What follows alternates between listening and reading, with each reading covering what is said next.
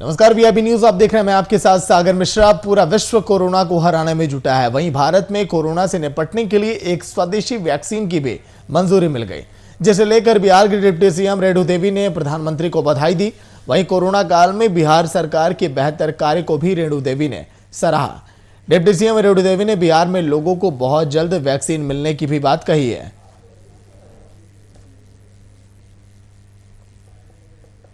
आया है वो भी हमारा वैक्सीन आया है, वो भी हमारा स्वदेशी। और ये सत्य है कि किसी ने कहा था कि 21वीं सदी में विश्व गुरु बनेगा, तो हर देश में अगर एक हुआ तो मेरे यहाँ दो है, तो हम ऐसे ही विश्व गुरु हैं। मैं सभी एनडीए की सरकार जो भी हमारी है, यहाँ माननीय मुख्यमंत्री जी को, नीतीश भाई जी को हम बहुत बहुत धन्यवाद देते हैं। माननीय जितने हमारे स्वास्थ्य मंत्री हैं, मैं सबको धन्यवाद देती हूँ कि इन्होंने जिस हिसाब से जो वैक्सीन आया है, उसके रख रखाव की जो यहाँ व्यवस्था में डे नाइट लगे थे, वो बहुत बड़ी बात है। और आज से है, हम सभी लोग जश्न मना रहे हैं इसका, कि ये कोरोना से हमारे सारे बाल बच्चे जो हैं हमारे, मैंने भारत के क्या विश्व के भी हमारे साथ वो शेयर करेंगे, ले जाएंगे और सबका स्वास्थ्य अच्छा रहे। वैक्सीन आया है।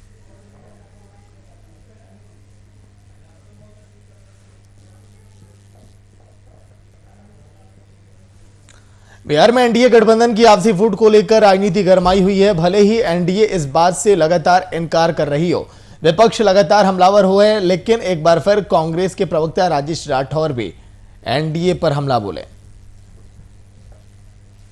एक बार फिर एनडीए को लेकर गरमाई रही। अपने ही सहयोगी जनता दल के 6 एमएलए को भारतीय जनता पार्टी ने अपने दल में ज्वाइन करा लिया, तब जबकि उनको पूर्ण बहुमत था। तो मुझे नहीं लगता है कि बिहार में ऐसी स्थिति नहीं होगी।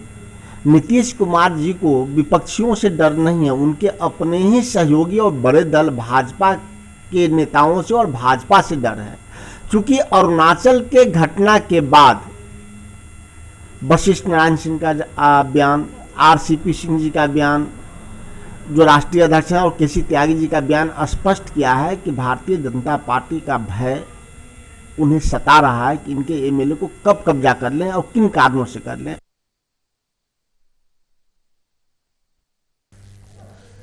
तो अरुणाचल वाले मुद्दे पर अभी भी विपक्ष मौके की तलाश में है, चाहे वो कांग्रेस हो या फिर आरजेडी।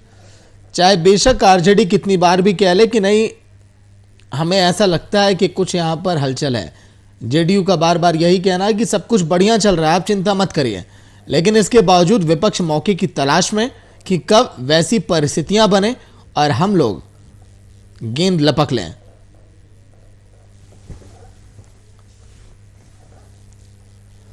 कोरोना वैक्सीन पर देश की उपलब्धि पर विपक्ष के द्वारा किए जा रहे बयानबाजी पर बीजेपी सांसद रामकृपाल यादव ने जमकर निशाना साधा और कोरोना वैक्सीन के देश में बनने पर प्रधानमंत्री की तारीफ भी की है।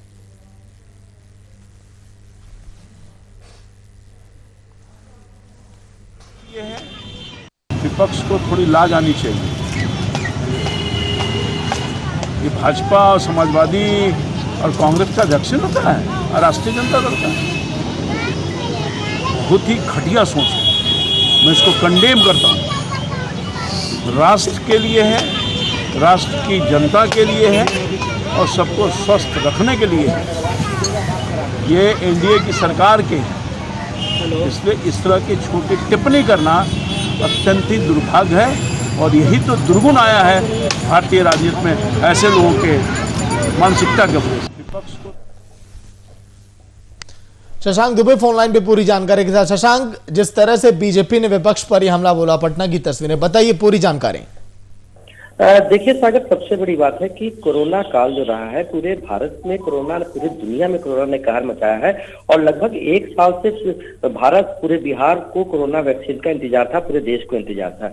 ऐसे में जब कोरोना वैक्सीन का ट्रायल रन शुरू हो गया है, नहीं कोरोना वैक्सीन अब लगने वाली है लोगों को, ऐसे में विपक्ष के नेताओं का इस तरह का बयान, चाहे वो कांग्रेस के अखिलेश सिंह हो या फिर सपा के मुखिया जो है इस वक्त, जो सर्वे सर्वा है, अखिलेश यादव हो, उन्होंने एक बयान दिया था कि बीजेपी की वैक्सीन हम नहीं लगवाएंगे। ऐसे में कहीं ना कहीं लोगों के बीच में एक गलत संदेश जा रहा है और ये कहीं भी राजनीतिक गरिमा के अनुकूल भी नहीं है। और जो आपदा की स्थिति है, एक तरह से कहा जाए कि डिजास्टर से भी बड़ी डिजास्टर है ये कोरोना का समय जो था। ऐसे में इस तरह के बयान लोगों को भ्रमित करेंगे। तो आज रामकृपाल यादव के सामने जब ये बात आया तो रामकृपाल यादव ने एक बात कही है कि वैक्सीन किसी दल की नहीं होती है, वैक्सीन देश की उपलब्धि है।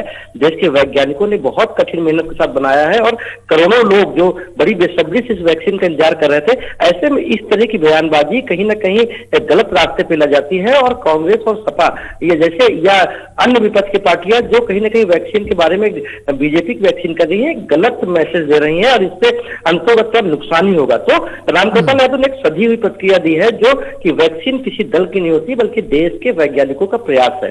सागर, लेकिन उपलब्धि पर यह बयानबाजी, क्या विपक्ष को ये राज नहीं आ रहा है कि लोगों तक वैक्सीन अब पहुंचेगी? शशांक, अखिलेश यादव का कहना है कि नहीं, मैं तो बीजेपी वाली वैक्सीन नहीं लगाऊंगा। सपा की तरफ से बयान और कई नेता अनर्गल बयान दे रहे हैं कि नपुंसकता आ जाएगी कोरोना की वैक्सीन से। बताइए, कोई आधार है? और मैंने से कहा कि लोगों के बीच में मिसकंसेप्शन फैलाना है। ऐसे में एक बहुत बड़ा नुकसान हो सकता है समाज को, क्योंकि देश के वैज्ञानिकों ने पूरी दुनिया में कोई भी वैक्सीन अभी तक 1 साल के रिकॉर्ड समय में नहीं बन पाई है। तो ये एक बहुत बड़ी उपलब्धि है, न सिर्फ देश के लिए बल्कि पूरी दुनिया के लिए। और पूरी दुनिया की निगाहें भारत की वैक्सीन पे टिकी हुई है जो भारत की सीरम इंस्टीट्यूट बनाएगी, भारत तक बनाएगी। ऐसे में इस तरह की बातें अगर देश के अंदर ही होंगी तो कहीं ना कहीं इसका प्रभाव पड़ता है और दुष्प्रभाव पड़ेगा देश की छवि पर। और दूसरी सबसे बड़ी बात है कि जो इस तरह की बयानबाजी है कहीं ना कहीं विपक्ष की इस हताशा को दिखा रहा है, क्योंकि विपक्ष को लगता है कि कल होकर कोरोना वायरस के टीके को 1 साल के अंदर लोगों तक प्रस्तुत कर देना भारतीय जनता पार्टी अपनी उपलब्धि के रूप में दिखाएगी। और यही वजह है कि ये लोग इन चीजों पर भी राजनीति शुरू कर दिया। लेकिन देखिए, एक महामारी है, महामारी ही नहीं है, महामारी से एक बड़ी स्थिति है। ऐसे में विपक्ष को साथ देना चाहिए और ये कोरोना वैक्सीनाइजेशन में पूरी तरह से जो वैक्सीनेशन होगा। चलिए, बहुत बहुत शुक्रिया शशांक पूरी जानकारी के लिए। देश की राष्ट्रीय खेल हॉकी के क्षेत्र के मशहूर खिलाड़ियों में जयपाल सिंह मुंडा का नाम आज भी शीर्ष पायदान पर शुमार है। मरांग गुमके के नाम से मशहूर जयपाल सिंह मुंडा झारखंड के पहले ओलंपियन रहे। इनकी अगुवाई में भारत ने 1928 में ओलंपिक में पहला स्वर्ण पदक भी जीता था। जयपाल सिंह मुंडा के सम्मान में राजधानी रांची में जयपाल सिंह मुंडा स्टेडियम का निर्माण किया गया और मौजूदा समय में स्टेडियम झारखंड की सियासत के भेंट चढ़ चुका है और स्टेडियम को लेकर सियासत भी लगातार है बरकरार। उसी पर देखिए ये रिपोर्ट।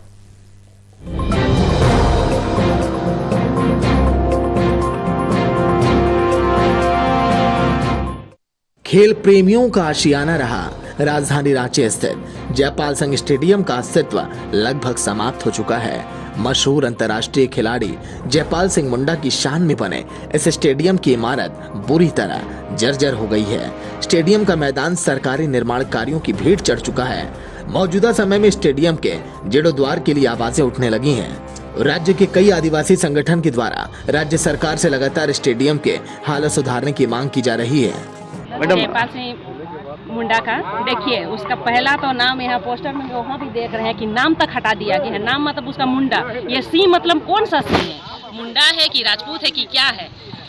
मुंडा होना चाहिए उसके नाम पे, जयपाल सिंह मुंडा। पहला बात देखिए, वहाँ भी फोटो खींच लीजिए, उसका नाम के नाम पे उसका मुंडा तक हट गया है। तो यहाँ षड्यंत्र चल रहा है। यहाँ इतना जो कचरा का अंबार लगाया गया है, आज नगर निगम की ओर से आज सफाई के लिए भेजा गया है। आज एक दिन में इतना कचरा का अंबार साफ होगा? देखिए, यहाँ जो बना हुआ है स्टेडियम वो भी इतना जर्जर है कि मुश्किल वहाँ घुसने में डर लग रहा है कि कब गिर जाएगा ये भवन। एक तरफ जहां आदिवासी जनाधिकार मंच स्टेडियम के जीर्णोद्धार को लेकर आदिवासी जनाधिकार मंच के द्वार की मांग की जा रही है, तो वहीं दूसरी तरफ स्टेडियम के निर्माण को लेकर आरोप प्रत्यारोप का दौर जारी है। सूबे के एक आदिवासी संगठन आदिवासी सेना के द्वारा स्टेडियम की बदहाली के लिए पूर्व सरकार को जिम्मेदार ठहराया। हालांकि बीजेपी नेता और पूर्व खेल मंत्री अमर बावरी ने आदिवासी संगठन की बातों को बेबुनियाद करार दिया। जयपाल सिंह मुंडा हम लोगों का मार्गदर्शक है और झारखंड में उनका बहुत बड़ा योगदान है। और उनका योगदान को देखते हुए इस जगह को जयपाल सिंह मुंडा का स्टेडियम का नाम रखा गया, ताकि यहाँ का लोग यहाँ पे खेल कूद सके।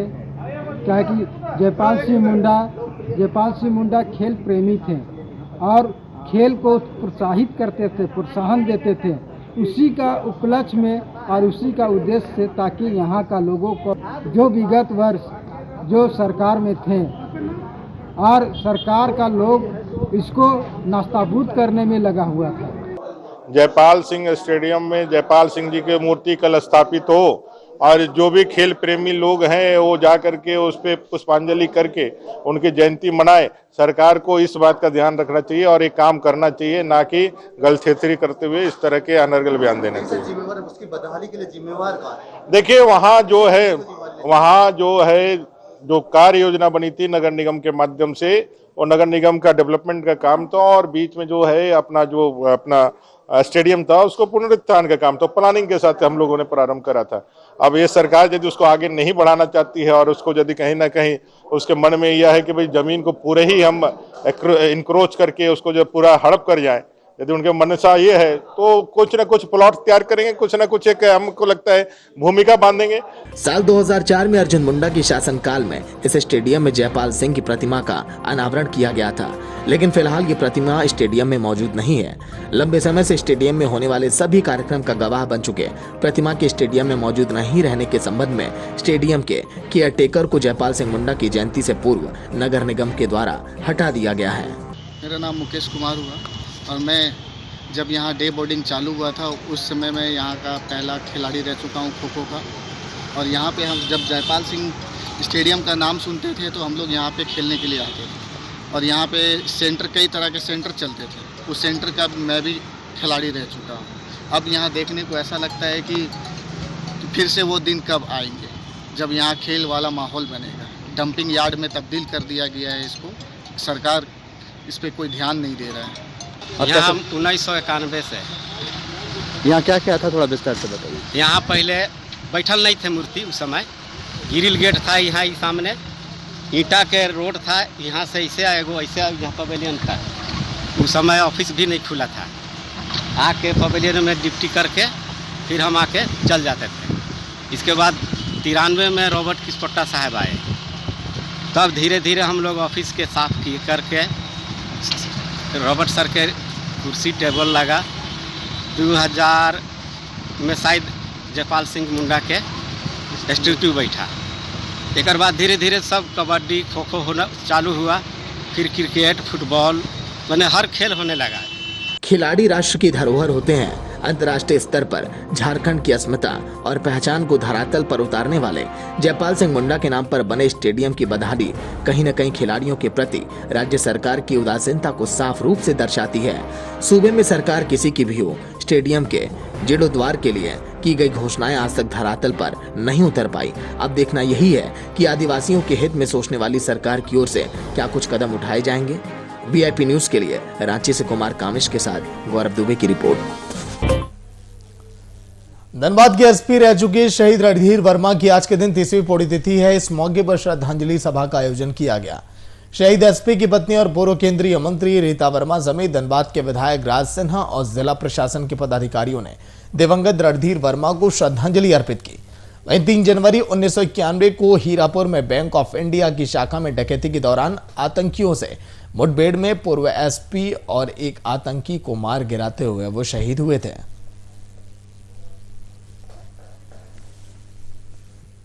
इसके लिए तो मेरा एक ही संदेश है कि देश के लिए हमें अपने प्राण न्यौछावर करने के लिए हमेशा तैयार रहना चाहिए, चाहे इसका कोई भी मूल्य चुकाना पड़े। मुझे मालूम है कि परिवार को मूल्य चुकाना पड़ता है, लेकिन देश सबसे बढ़ता है।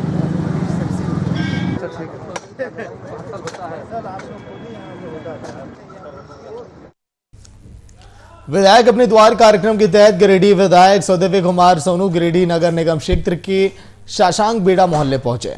स्थानीय लोगों की समस्याएं सुनी। नगर निगम के सहायक सिटी मैनेजर और कनी अभियंता के साथ ही साथ विद्युत विभाग के सहायक अभियंता भी वहां पर मौजूद दिखाई दिए। इस दौरान नियमित बिजली के लिए शशांक बेड़ा मोहल्ले में एक ट्रांसफार्मर लगाने की बात भी कही गई।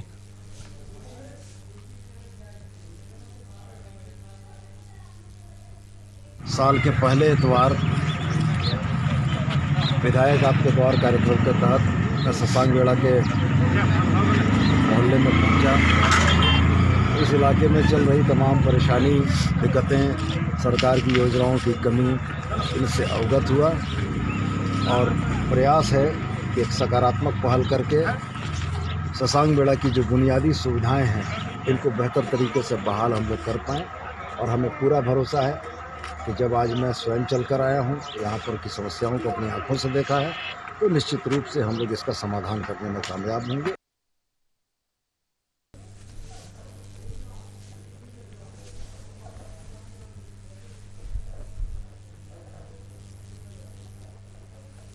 तो विधायक अपने द्वार कार्यक्रम का आयोजन किया गया, जहां पर विधायक जी पहुंचे और कहे कि आने वाले समय में ध्यान अब दिया जाएगा और यहां पर जो भी कमियां हैं उसको दूर अब किया जाएगा। गिरिडीह की ये तस्वीर, मौके पर विधायक भी वहां पर मौजूद दिखाई दिए। लगातार कोशिश ये जारी कि कैसे भी बेहतर विकास किए जाएं, काम किए जाएं। बिजली को लेकर चिंता यहां पर जाहिर की विधायक ने गिरिडीह में पिस्टल के बल पर, माफ करिए, मौके पर विधायक वहां पर मौजूद दिखाई दिए। गिरिडीह की ये तस्वीरें,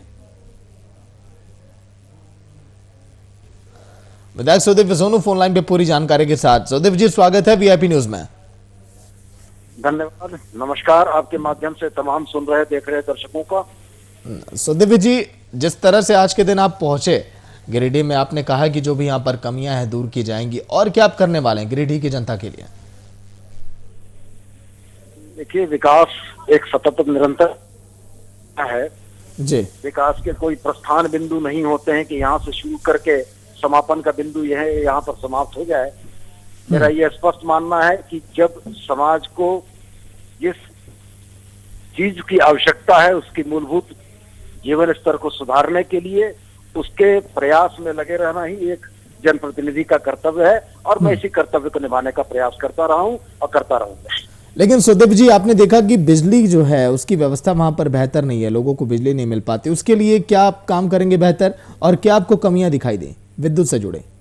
बिजली की व्यवस्था का जहां तक सवाल है, गिरिडीह की भौगोलिक स्थिति जो है और के बाद हमारे पास जो आधारभूत संरचनाएं हैं, आपके सोनों में इतना तो समय नहीं है मेरे पास कि मैं उसको विस्तार से बता सकूं, लेकिन मैं आपको ये बताना चाहूंगा कि हमारे गिरिडीह में बिजली के दो मुख्य स्रोत हैं।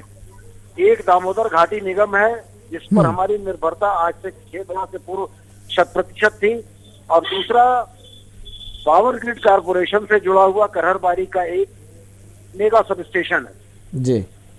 हाल के दिनों में बिजली की जो समस्या से झारखंड दो चार हो रहा है, वो निश्चित रूप से एक गंभीर विषय है भारतीय लोकतंत्र का। मैं ये बड़ी बातें इसलिए आपसे कह रहा हूं कि हमारे संविधान निर्माताओं ने कोऑपरेटिव फेडरलिज्म की बात की थी, संघीय ढांचे की बात की थी, और राज्य और केंद्र के बीच में पिता पुत्र या छोटे भाई और बड़े भाई के अन्योन्याश्रय संबंध की बात की थी। आज बिजली के संकट से झारखंड के जो 7 जिले अभूतपूर्व गुजर रहे हैं, इसमें सारी परेशानी हमें दामोदर घाटी निगम के अपने पैसे की रिकवरी के मुद्दे पर है। आप बेहतर जानते हैं कि पिछले 8 महीने कोरोना से देश और दुनिया और ये राज्य परेशानी की हालत में रहा, जहां के राजस्व का संग्रहण निम्नतर स्तर पर पहुंच चुका था।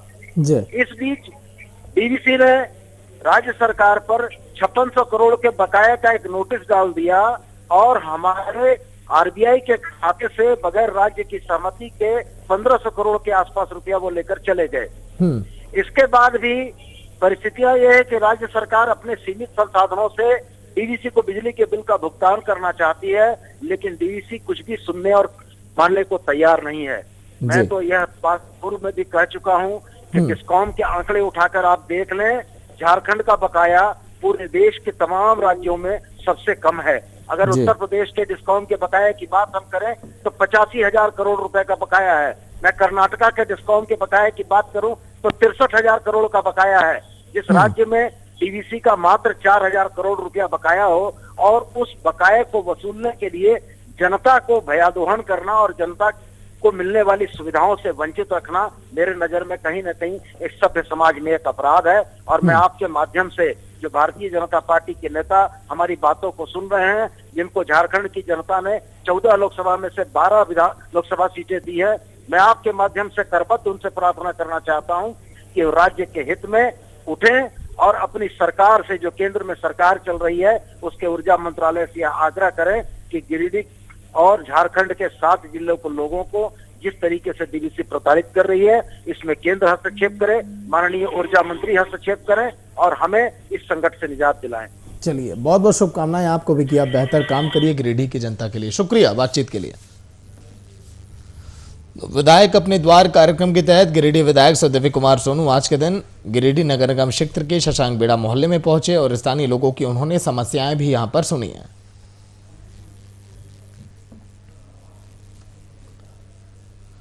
पूर्वी चंपारण में फिर से मानवता को शर्मसार करने वाली यह घटना सामने आई और बजरंगिया थाना में 3 साल की नाबालिग बच्ची के साथ 3 युवकों ने दुष्कर्म की घटना को अंजाम दिया। गंभीर हालत में मासूम को सदर हॉस्पिटल में एडमिट किया गया। पूर्वी चंपारण पुलिस अधीक्षक नवीन चंद्र झा ने इस पर संज्ञान लेते हुए आदापुर थाना को त्वरित कार्रवाई करने के निर्देश भी दिए हैं, जिसके बाद तीनों अपराधी को गिरफ्तार किया गया, जिसमें 10 वर्षीय नाबालिग भी शामिल है। फिलहाल पुलिस अब आगे की कार्रवाई में जुटी है। लड़का बुला के लिए घर से कि चल बैठ तू के खाई गई। अभी लड़का के जातो कनी के सामने चल, अब कहने देखनी के घर से 3 किलो दूरी मीटर आलगा बा, वहाँ ले जाके अब बैठ तुरलक ना, एकरा के अब जे लेखा करे एकदम बेहोश कर दिल रहा। उनके साथ दुष्कर्म किया गया है। अभी उनका इलाज सदर हॉस्पिटल में चल रहा है। मैं वहाँ गया भी था अभी देखने के लिए, तुरंत बाहर आया हूँ। वो अभी ठीक हैं और जो अभियुक्त हैं जिन पर आरोप लगा है वो भी 3 बच्चे हैं जिनकी उम्र 11 साल, 8 साल और 9 साल की है और वो सभी वहीं उनके गांव के बगल के निवासी हैं। उन तीनों लोगों को भी हम लाया गया है उनके अभिभावकों के साथ और आगे जो कानूनी कार्रवाई है वो की। नए साल के उपलक्ष्य पर पूर्व सैनिकों के द्वारा राज्य स्थित दुर्वा पार्क में मिलन समारोह कार्यक्रम का आयोजन किया गया। पूर्व सैनिकों का मिलन और सभी में आपसी समन्वय बनाना कार्यक्रम का मुख्य उद्देश्य था। इस दौरान सभी पूर्व सैनिकों ने एक साथ मिलकर एकजुटता की बात पर चर्चा की। इस कार्यक्रम में झारखंड के सभी जिलों के पूर्व सैनिक भी शामिल रहे।